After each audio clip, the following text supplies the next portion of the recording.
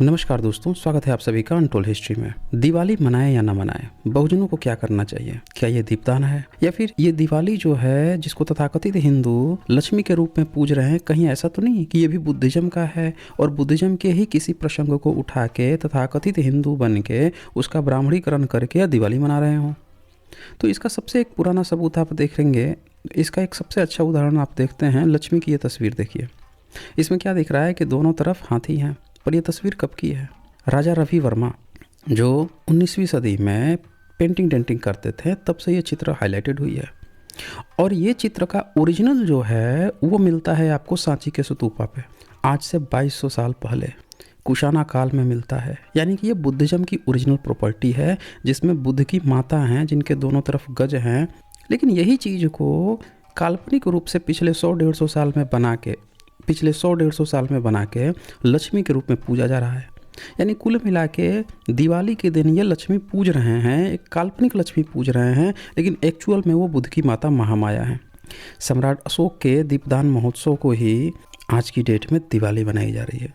तो दोस्तों, बहुत सारे लोगों को ये बात का डाउट है कि सम्राट अशोक जो हैं उनके दादा चंद्रगुप्त, क्या वो हिंदू थे, क्या वो वैदिक थे, या पता नहीं कौन से थे, या फिर वो पता नहीं किस धर्म के थे। तो इससे ही संबंधित एक व्यक्ति आ गए हैं डिबेट करने के लिए। सुनिए जरा और कंक्लूड कीजिए कि किस तरह से बुद्धिज्म की ही सारी चीज़ों को हथिया के तथाकथित हिंदुईकरण किया जा रहा है। इस वीडियो को लाइक और शेयर करना कतई मत भूलिएगा।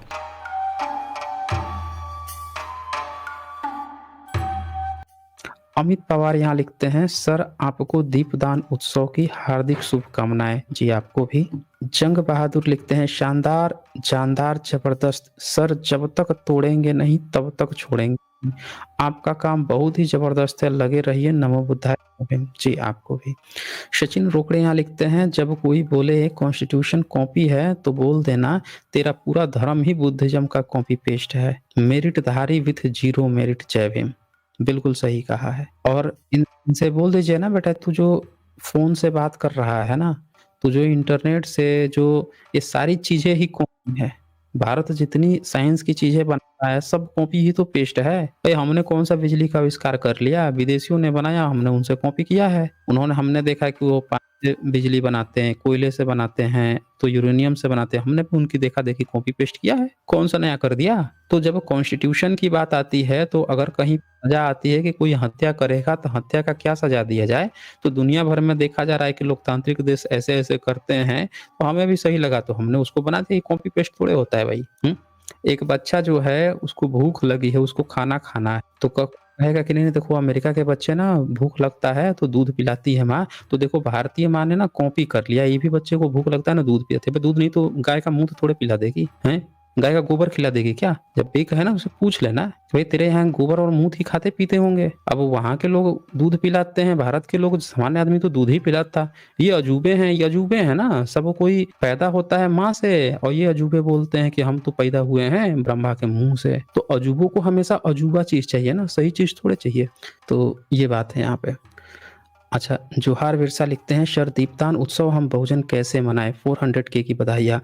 जोहार बिरसा जी बहुत शुक्रिया। देखें, दीपदान उत्सव में पहली बात की इनके ऋग्वेद में दीप जलाना या दीप का चर्चा ही नहीं है। पूरे इनके वेद में चर्चा ही नहीं है दीप जलाने की। ये तो पता नहीं कौन से कहाँ पे रहते थे, इनको जलाने का तो जानते ही नहीं थे कि कुछ दीप भी जला लो। बुद्धिज्म का है, बुद्धिस्ट लोगों के सारे देशों में आप जाएंगे तो दीपदान चलता है। बुद्धिस्ट लोग दीपदान करते थे। बुद्धिस्ट लोगों के यहाँ नियम था, इत्सिंग लिख के गया है, लोग जब रास्ते से गुजरते थे अपने घरों के आगे लोग दीप जला देते थे।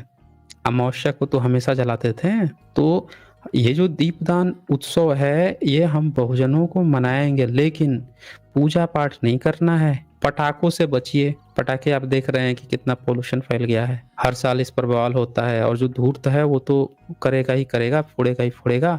हमें उससे बचना है, कम से कम जितना कम हो सके। इसी तरह से हाँ, और पूजा पाठ से बिल्कुल बचिए। पूजा पाठ हम लोगों को करने की इसकी नहीं जरूरत है।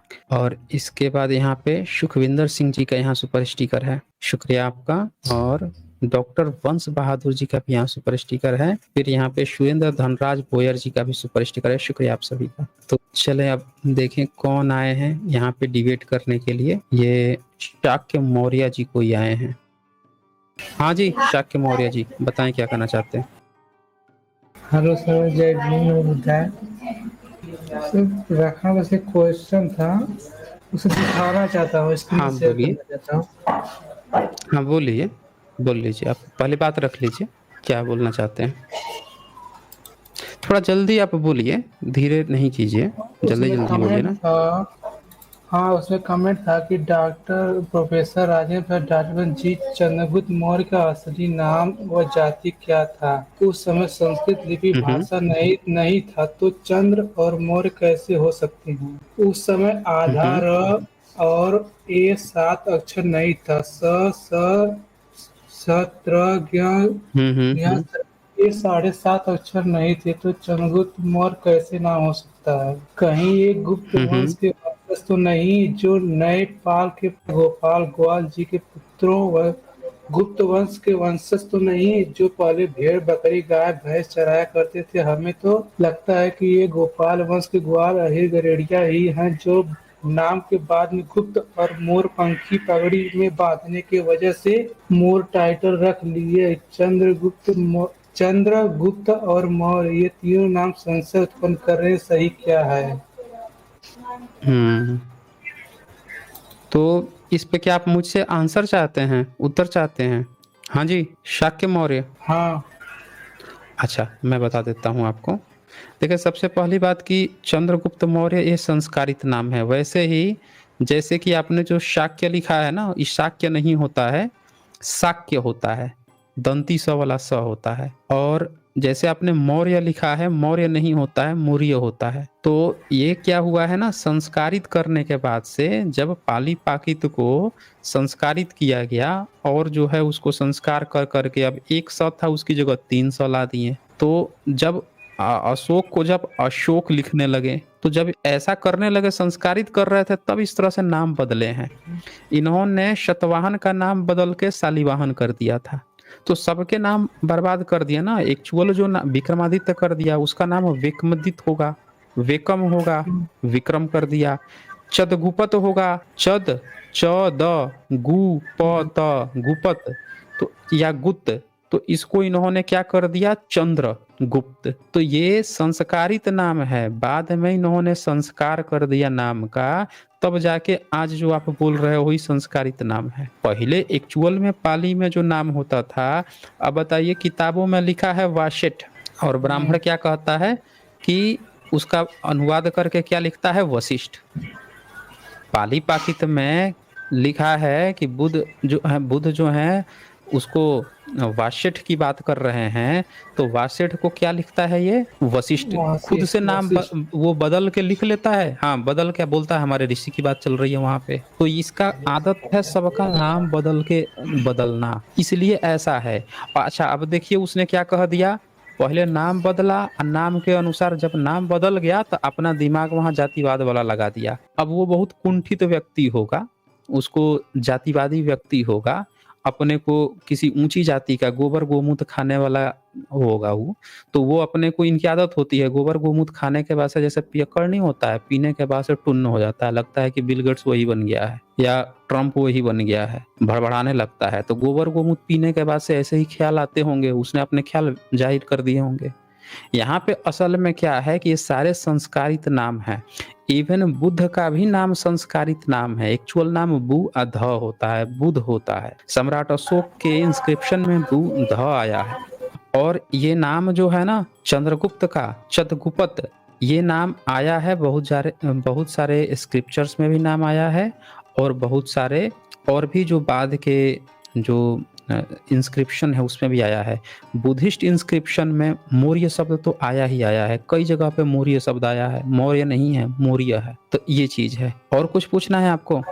हाँ, एक क्वेश्चन और है कि इसमें मैं फेसबुक पे चलाता हूँ, तो इसमें मैं कुछ पोस्ट करता हूँ चंद्रगुप्त मौर्य सम्राट अशोक के बारे में, तो कुछ गरेड़िया जाति के लोग हैं जो उनको हम्म। गरेड़िया गरेड़िया करके बुलाते हैं। और जब उनसे प्रूफ मांगा तो उन्होंने कहा, जब मैंने कहा क्या प्रूफ है उनका गरेड़िया होने का, तो उन्होंने कहा संसद भवन गेट नंबर 5 पर ही प्रतिमा लगी है, उसी को प्रूफ बना कर बता रहे हैं कि चंद्रगुप्त मौर्य गरेड़िया हैं।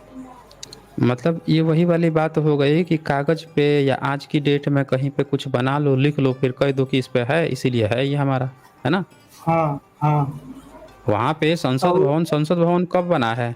संसद भवन कब बना है? यही 1950 के बाद। बताइए। संसद भवन जो है अभी तो वही बोल रहा हूँ, संसद भवन तो नया बना है। एक तो जो पुराना वाला था वो अंग्रेजों के समय का बाद का है, और एक जो है अभी नया नया बना है। तो इसमें अगर कुछ बना के लगा दिया गया तो अब ये गरेड़िया हो गए। सेफर्ड लिखा है ना वहाँ पे, अंग्रेज आए थे उनके हाँ। यहाँ ही।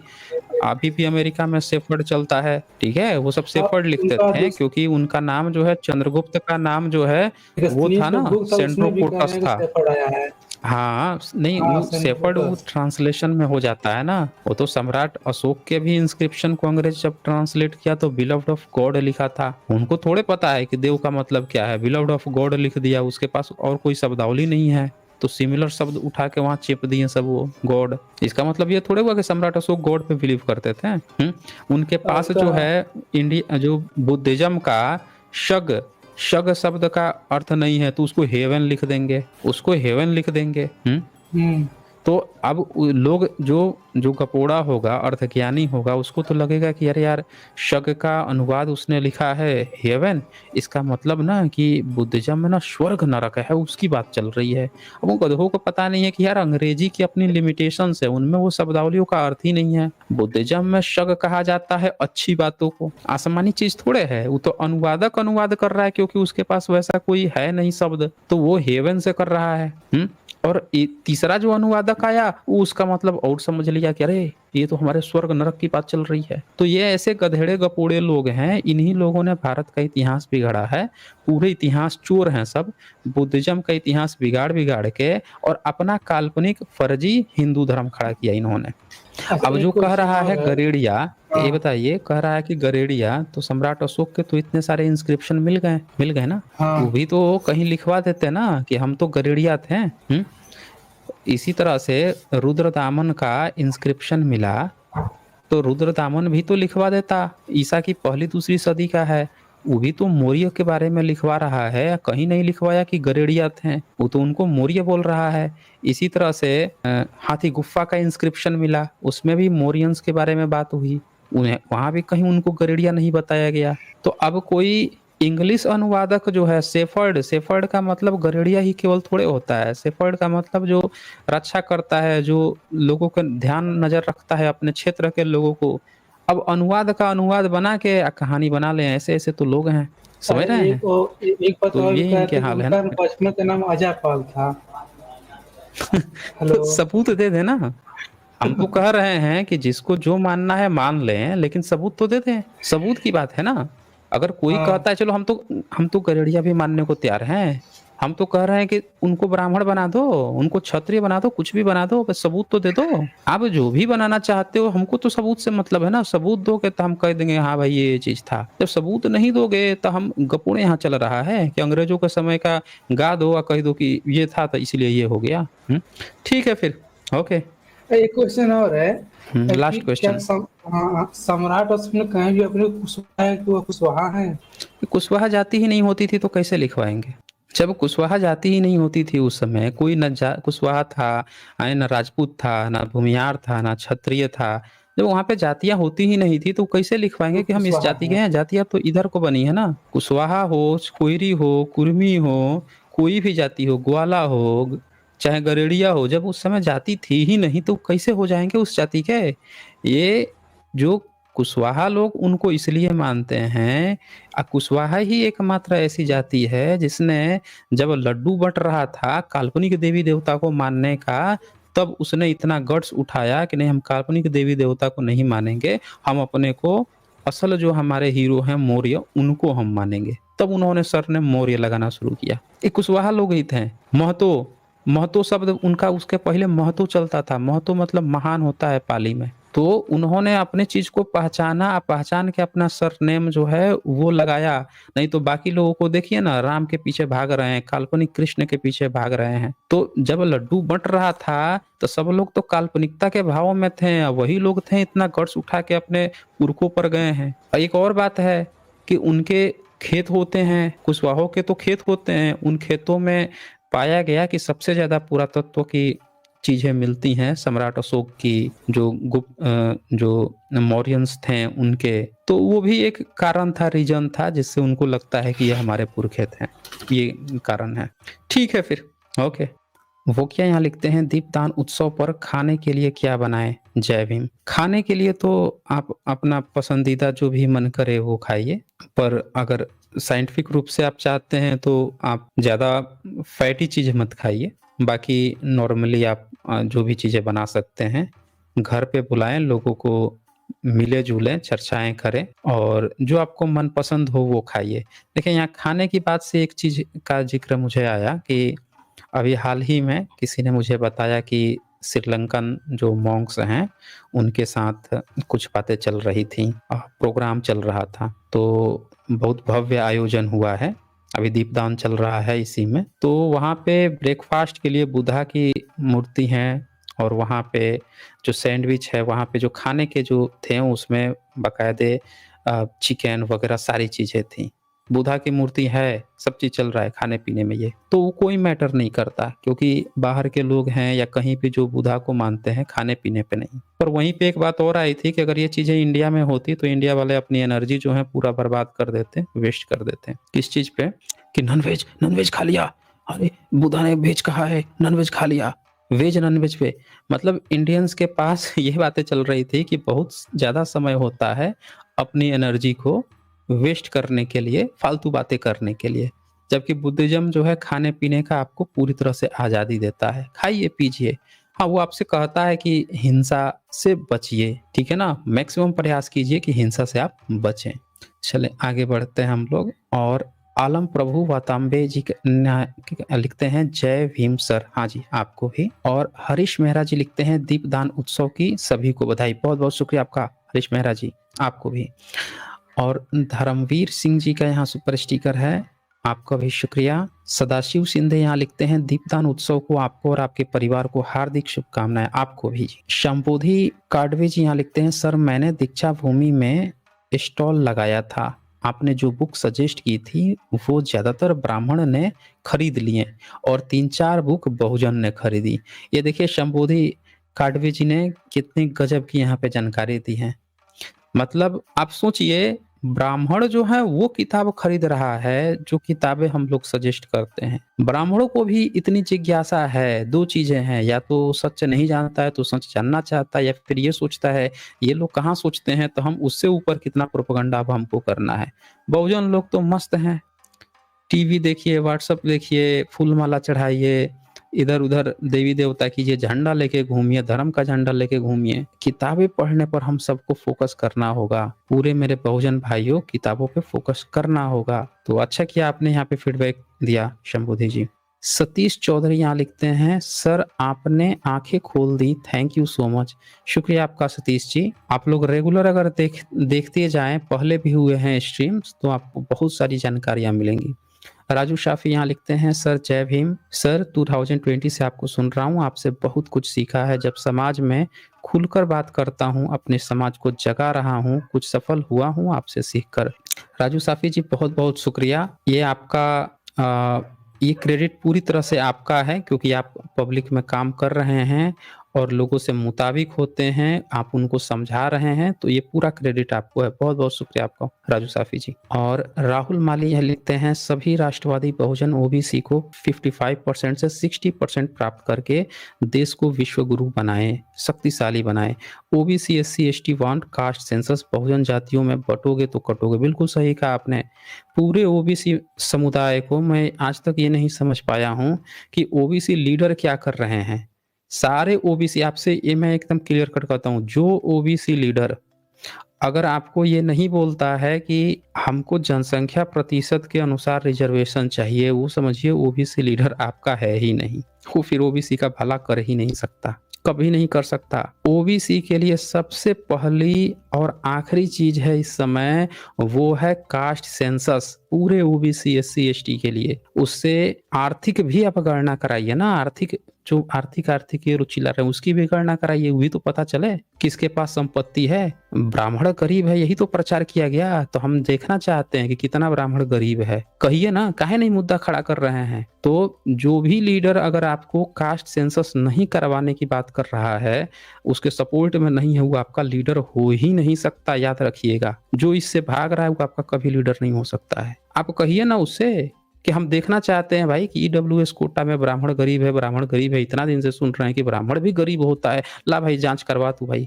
और सारे ब्राह्मणों से बोलिए ना कि जब तूने इतना चिल्लाया कि ब्राह्मण गरीब होता है, तो कास्ट सेंसस में क्या प्रॉब्लम है भाई, करवा ना, हम भी तो देखें कितना गरीब है। तुमको भी देख लेंगे, हम अपना भी देख लेंगे। तो ये दोहरा व्यवहार है जो कहता है कि ब्राह्मण गरीब है फिर कास्ट सेंसस नहीं करवा रहा है, समझ रहे हैं ना।